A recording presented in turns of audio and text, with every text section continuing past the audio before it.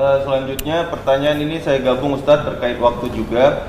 Ada Pak Kurniadi, Pak Eriadi, dan saya juga Ustadz bertanya di sini. Pertama, bagaimana kita dapat selalu terhindar dari fitnah orang-orang kafir ataupun munafik? Dan juga dalam pekerjaan Ustadz ada jenjang karir Ustadz. Jadi ketika kita melihat rekan kerja kita, sekarang Ustadz banyak yang muda menjadi di atas dari yang mungkin masa kerjanya lebih senior. Bagaimana cara menenteramkan hati-hati ketika kita melihat rezeki orang Ustadz mungkin lebih bagus? Mohon. Terima kasih Ustadz. Dua pertanyaan. Pertanyaan pertama, bagaimana kita bisa memandang, saya jawab dari pertanyaan yang kedua dulu. La tamuddanna ainaika ila ma matta'na bihi. Yang pertama tadi fitnah, yang kedua la tamuddanna ainaika, jangan kau julurkan matamu. Secara letterlik terjemahan bahasa itu la tamudda itu mengulurkan tangan. Jangan kau ulurkan tanganmu. Saya punya tangan, la tamudda, jangan kau ulurkan tanganmu. Tapi ketika itu digunakan ke mata, itu menunjukkan amat sangat, maknanya itu menunjukkan amat sangat. La tamuddanna ainaika, jangan kau ulurkan matamu. Mestinya Allah cukup mengatakan la tanzur, jangan kau pandang. Tapi ada orang yang memandang itu sampai seolah-olah dia mengulurkan, menjulurkan matanya. Karena ada itu orang kita, ada orang nengok sekilas saja, gini. Tapi ada sampai la tamuddanna ainaika, jangan kau julurkan, jangan kau ulurkan matamu ila ma matta'na bihi, orang-orang yang kami beri nikmat. Ada orang lihat orang kawannya punya mobil baru, rumah baru, dia sekedar nengok aja. Mudah-mudahan dapat seperti itu. Nah, itu sekedar itu aja. Tapi ada orang yang sampai menjulurkan. Wah, banyak kali tuyul dia ya. Nah, itu. Maka dalam Islam itu diajarkan la tamuddanna ainaika. Ada orang beranggapan bahwa orang yang tidak bisa melihat orang lain lebih itu, dia sedang kena penyakit akhlak. Moralnya terganggu, etikanya, budi pekertinya. Tapi sebenarnya kalau kita teliti lebih dalam, itu bukan masalah akhlak, itu masalah tauhid. Jadi kalau ada orang tidak sanggup, tidak bisa menerima orang lain lebih dari dia, sesungguhnya masalah dia adalah masalah tauhid. Maka dia tidak bisa menerima keadilan Allah Subhanahu wa taala. Hidup ini kan seperti ini.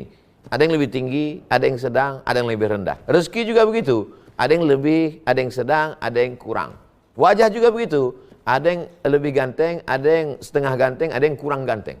Nah, jangan disebut jelek, meninggal dia langsung. Oleh sebab itu kata Allah SWT, kalau kita sadari ini, tapi kita tidak boleh menyepelekan diri. Kalau kita sudah mengerahkan segenap kemampuan kita, ternyata itulah target batas terakhir, maka berarti itulah kehendak Allah SWT.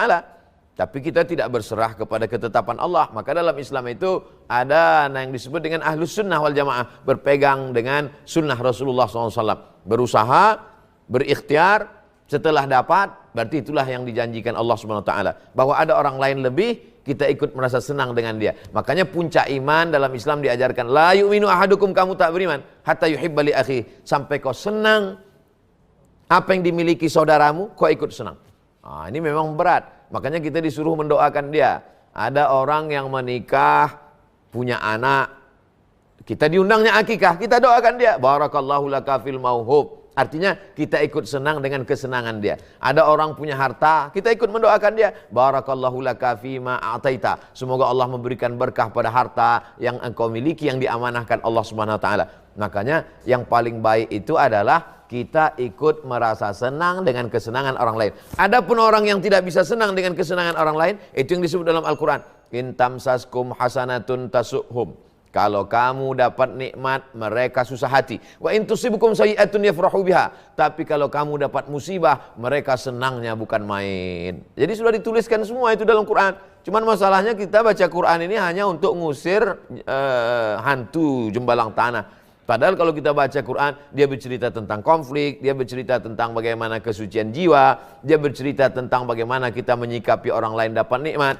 Jadi sampai hari ini alhamdulillah saya tetap mensyukuri nikmat yang diperoleh oleh kawan saya, sahabat saya, kita ikut merasakan itu. Lalu kemudian yang kedua tentang masalah fitnah. Bagaimana kalau kita difitnah orang? Kita hanya bisa melakukan in ja'akum fasiqun binaba'in. Kalau datang orang memfitnah kamu, fatabayyanu, klarifikasi. Dan klarifikasi cukup sekali saja. Assalamualaikum warahmatullahi wabarakatuh. Ada fitnah yang ditujukan kepada saya, maka klarifikasi saya 1, 2, 3. Kalau dia terkait dengan orang, kita ajak dia. Kita ajak dia dialog, duduk bersama, supaya jangan sampai terjadi sesuatu hal yang tak diinginkan. Ada orang pihak ketiga di situ. Ada saatnya pihak ketiga ini penting. Kita dudukkan dia untuk menjadi penengah di antara kita. Dalam status Anda pada tanggal sekian di FB, di Instagram, Anda berkata demikian, maka saya perlu klarifikasi. Jangan tanya langsung dulu, apanya maksud kau? Tak bisa begitu, karena ini akan memunculkan konflik baru. Dalam Islam diajarkan bahwa kita, lalu kemudian apalagi kita tinggal di negara kesatuan Republik Indonesia, kita adalah negara hukum. Maka kalau sesuatu terjadi, kita bawa hukum. Kalau masih bisa tidak dibawa ke pengadilan, bisa diselesaikan secara intern, selesaikan. Ustadz Somad, ini saya dituduh-tuduhnya terus Pak Ustadz. Kau panggil dia, klarifikasi, tunjukkan bukti-bukti bahwa itu fitnah, selesai.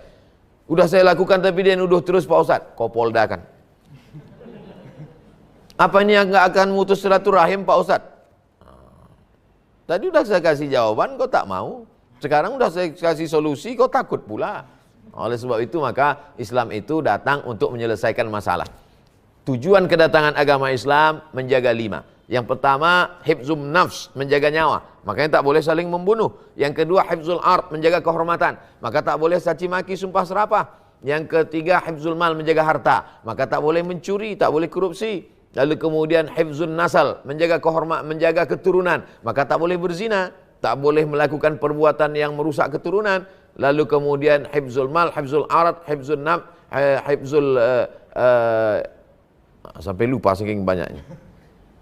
Lalu kemudian kita disuruh menjaga nyawa, menjaga kehormatan, menjaga harta, menjaga agama. Hifzuddin, menjaga agama. Maka tidak boleh ada aliran sesat. Jadi ada patokan-patokannya. Islam tidak hanya bercerita tentang akhlak. Marilah kita berbuat baik, marilah kita tersenyum, marilah kita bersedekah. Islam juga cerita tentang hukum. Az-zaniyatu, pezina perempuan, wazani, pezina laki-laki. Fajlidu kulla wahidin minhuma mi'ata jaldah. Cambuklah dia 100 kali kalau belum nikah. Asyaikhu wasyaikhatu, pezina perempuan, pezina laki-laki. Idza zanaya, kalau sudah menikah. Farjumuhu wal battah, rajam 100 kali. As-sariqu, pencuri laki-laki, wasariqatu, pencuri perempuan. Faqta'u aydiyahuma, potong kedua tangannya. Jadi Islam ini intinya tiga isi ajaran Islam. Pertama, akidah tentang Allah, tentang malaikat, tentang hari kiamat, tentang azab kubur, tentang mati, tentang sorga, tentang neraka. Yang kedua adalah hukum. Islam ini ada hukumnya. Kalau ini kau lakukan, ini hukumnya. Punishment. Yang ketiga baru akhlak, sopan santun. Kita ambil contoh kasus masalah hutang piutang. Yang dikedepankan mana? Hukum dulu.